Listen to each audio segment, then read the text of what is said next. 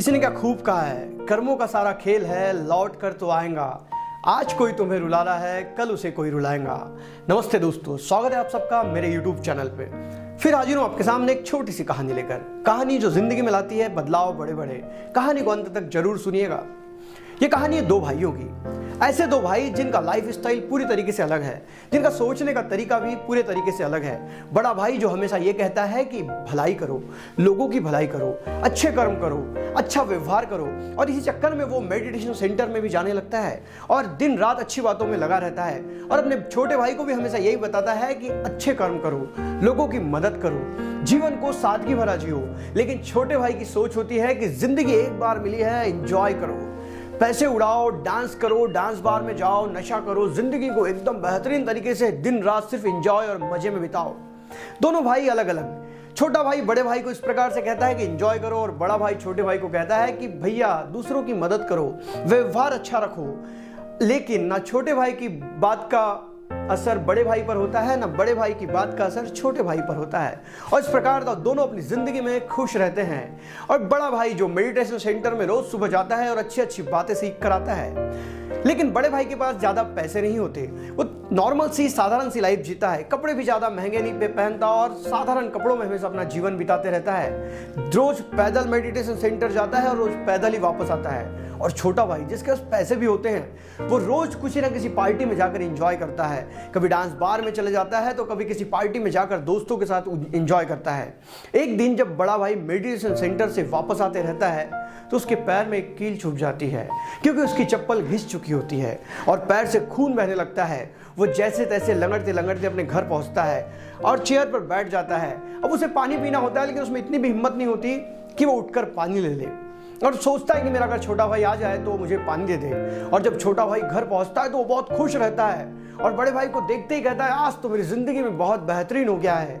लेकिन जब वो बड़े भाई के पैर तरफ देखता है तो वो अचंभित हो जाता है। ये क्या हुआ आपके पैरों को? तो बड़ा भाई बताता है कि उसके पैर में खिल्ला चुभ गया है, तो उसे एक गिलास पानी दे दे। और छोटा भाई बड़े भाई को एक गिलास पानी देता है और फिर कहता है, देखो तुम अच्छे अच्छे काम करते हो, अच्छा व्यवहार करते हो, रोज मेडिटेशन सेंटर में जाते हो, अच्छी अच्छी बातें सीखते हो, फिर भी तुम्हारे साथ ये हादसा हो गया, तुम्हारे पैर में कील चुभ गई। और आज मैं तो बहुत खुश हूँ, आज मुझे हीरो का हार मिला है, वो भी रास्ते पर अचानक।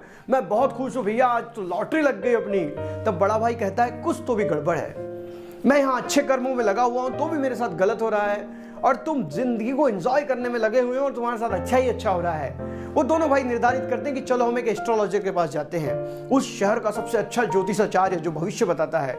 दोनों पहुंचते हैं उस ज्योतिषाचार्य के पास और उस ज्योतिषाचार्य को अपनी अपनी कुंडली दिखाते हैं। बड़े भाई की कुंडली उठाता है, देखता है और देखते ही कहता है कि ये क्या कुंडली है, ये तो बहुत खराब कुंडली है। इस व्यक्ति की तो आज मृत्यु होने वाली है, अब तक तो ये मर चुका होगा। और उसके बाद छोटे भाई की कुंडली देखता है और कुंडली देखते ही कहता है, कितनी जबरदस्त कुंडली है, इसके नसीब में तो राजयोग लिखे हैं, इसने तो अभी तक मंत्री बन जाना चाहिए था। ये कुंडली जिस व्यक्ति की, उसको पहले मेरे पास लाओ, मैं उससे मिलना चाहता हूँ। उसे भी लग रहा था कि मंत्री से मिल लूंगा और अपनी लाइफ बन जाएंगी। और उन दोनों भाइयों ने कहा कि ये कुंडली हमारी है। उन्होंने पूछा कि बड़े भाई से तुम क्या करते हो?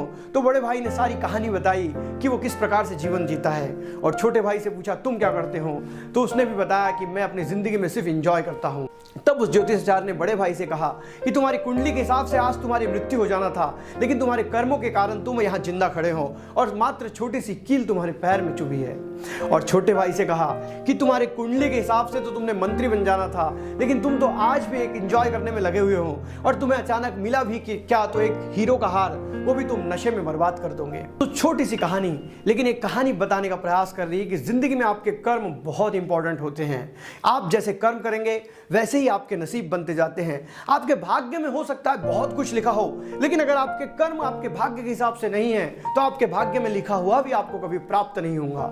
इसलिए जीवन में अपने कर्मों को अच्छा रखिए। जो इंसान अपने कर्मों को अच्छा रखता है वो इंसान जिंदगी में आज नहीं तो कल सफल जरूर होता है, और उसके भाग्य में जो लिखा है वो भी उसे बेहतरीन तरीके से मिल जाता है। क्योंकि आज जो आप हैं और आज जो भी आप कर्म कर रहे हैं वो इसलिए कर रहे हैं क्योंकि आपके इतिहास में, आपके कल में जो आपने काम किया था उसी का फल है जो आज आप काम कर रहे हैं। और आज जो आप काम करेंगे इसी का फल होगा कि आप भविष्य में क्या करने वाले हैं। इसलिए अपने वर्तमान को इतना अच्छे कर्मों से भर दीजिए कि आपका आने वाला भविष्य सुनहरा और बहुत ही बेहतरीन हो।